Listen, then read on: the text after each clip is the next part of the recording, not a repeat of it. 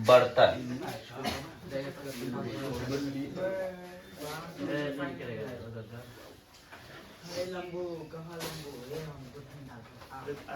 है ना? इसकी ऊंचाई दी हुई कितना? इसका ऊंचाई है 25 सेंटीमीटर। कितना है? 25 सेंटीमीटर, है ना? और ध्यान दीजिएगा, हमको निकालने क्या बोल रहा है? हमको निकालने बोल रहा है पानी की धारिता।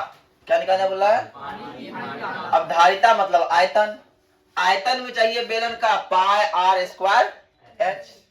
भैया एच तो है पर आर नहीं है। लेकिन एक बात प्रश्न बोला है कि इसके आधार की परिधि कितना दिया हुआ है? तो 132 सेंटीमीटर। अगर हम बात करें आधार की परिधि की बात करें, आधार की परिधि, तो आधार की परिधि कैसा होगा? वृत्ताकार होगा। तो मतलब क्या हो जाएगा? वृत्त की परिधि। क्या हो जाएगा? वृत्त की परिधि कितना दिया है? 132 सेंटीमीटर। और परिधि का फॉर्मूला होता है 2 पाई आर। 2 पाई आर बराबर 132 होता है। इसलिए पाई आर बराबर क्या होगा? 132/2। इसीलिए पाई का मान क्या होगा? 22/7 गुना आर बराबर 132 का कितना बार में कटेगा? 66 बार में, है कि ना? 6 गुना 12 ठीक है। अब आते हैं तो आर बराबर क्या हो जाए सर? आर बराबर 66 गुना 7/22, है ना? 22 तिया 66। इसलिए आर बराबर कितना हो गया सर? आर बराबर 21 सेंटीमीटर हो गया। कोई दिक्कत? जब आर बराबर 21 सेंटीमीटर निकल जाता है मेरा, जब आर बराबर 21 सेंटीमीटर निकल जाता है, और क्या बोला है? उसकी ऊंचाई दी हुई है, ऊंचाई दी हुई है, पहले से दिया हुआ है ऊंचाई एच बराबर 25 सेंटीमीटर। अब हम बता है बेलन का क्या होता है? आयतन बराबर, बेलन का आयतन बराबर फॉर्मूला क्या होता है जी? क्या होता है? पाई आर स्क्वायर। क्या होता है? हाँ, तो पाई का मान क्या होगा? 22/7।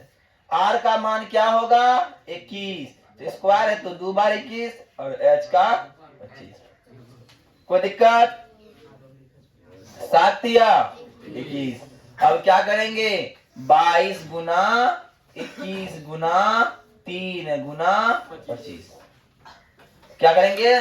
22 गुना 21 गुना 3 गुना 25 जब करते हैं तो मेरा आता है कितना? 1450 सेंटीमीटर क्यूब। कितना आता है? Centimetre cube. लेकिन आंसर यहीं पे भी खत्म नहीं हुआ है। अब प्रश्न आगे बोला है क्या इसको लीटर में निकालना है? कैसे निकालना है? तो लीटर में हमको पता है, क्या पता है? नहीं, 34,000 आएगा, सॉरी 34,600 इतना आता है ना? अब पता है क्या? क्या पता है? 100 सेंटीमीटर क्यूब बराबर 100 सेंटीमीटर क्यूब बराबर होता है कितना? 1000 सेंटीमीटर क्यूब बराबर 1 लीटर होता है ना? तो इसीलिए क्या हो जाएगा? धारिता, धारिता आजा 34,650 है। इसको 1000 से डिवाइड कर देंगे तो ये हो जाएगा 34.65 लीटर। कोई दिक्कत? आइए, हो गया। चलिए अब नंबर 2 प्रश्न की ओर बढ़ते हैं। नंबर 2 प्रश्न बोलता है, नंबर 2 प्रश्न क्या बोलता है? रे मुंह बंद रखेगा सब।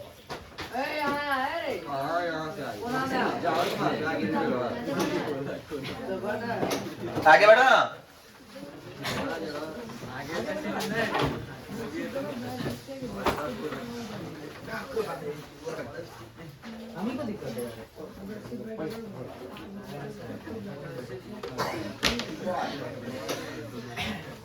प्रश्न नंबर 2 देखो, बोला है लकड़ी का एक पाइप है।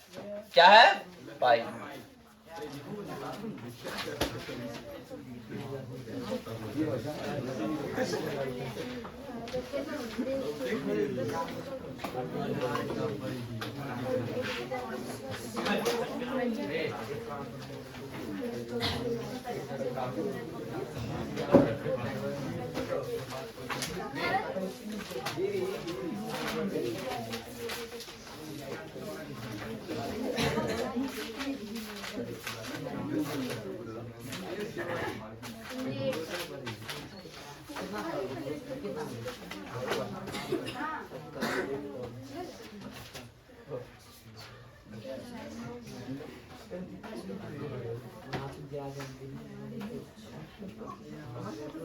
अब लकड़ी का एक पाइप है, क्या बोला है, उसका आंतरिक व्यास है 24।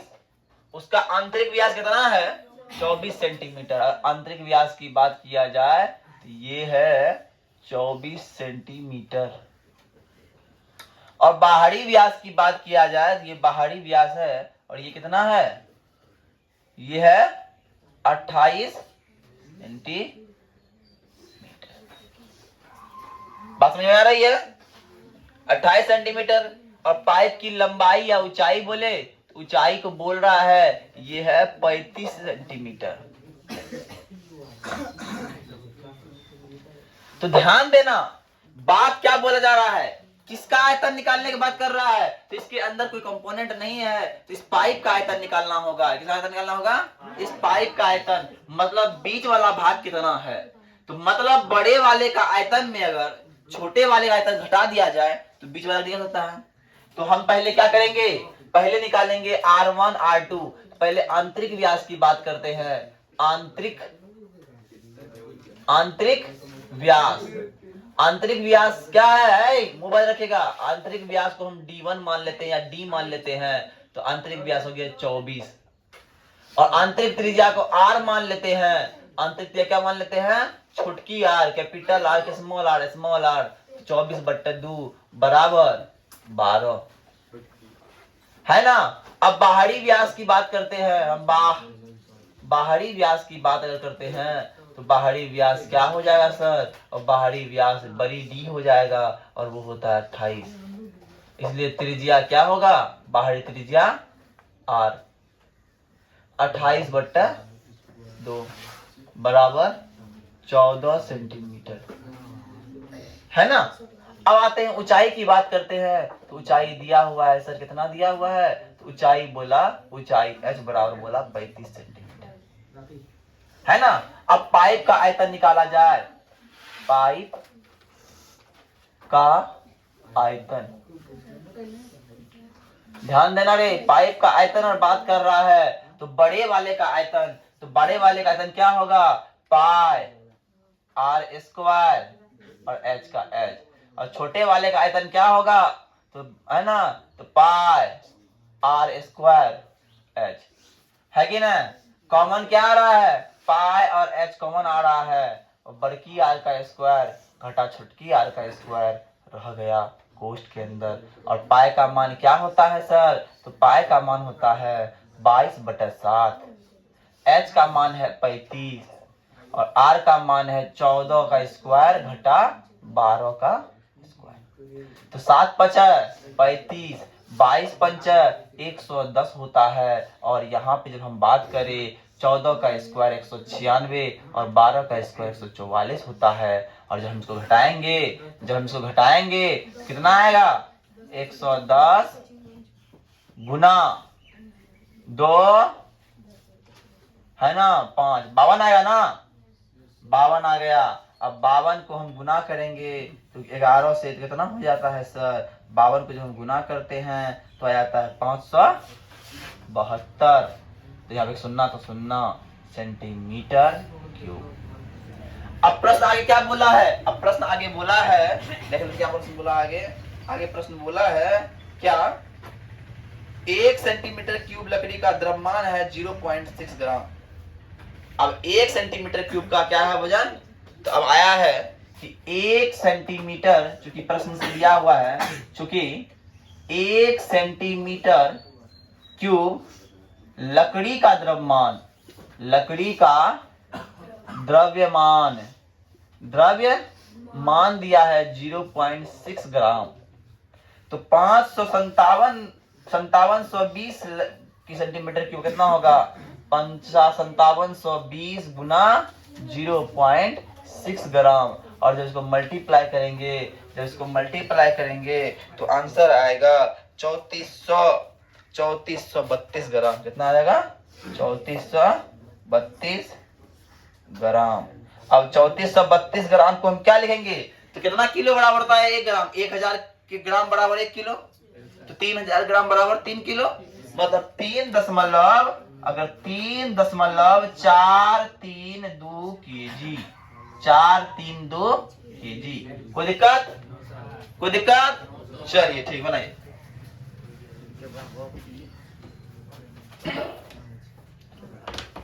बात नमते रहेगा जी।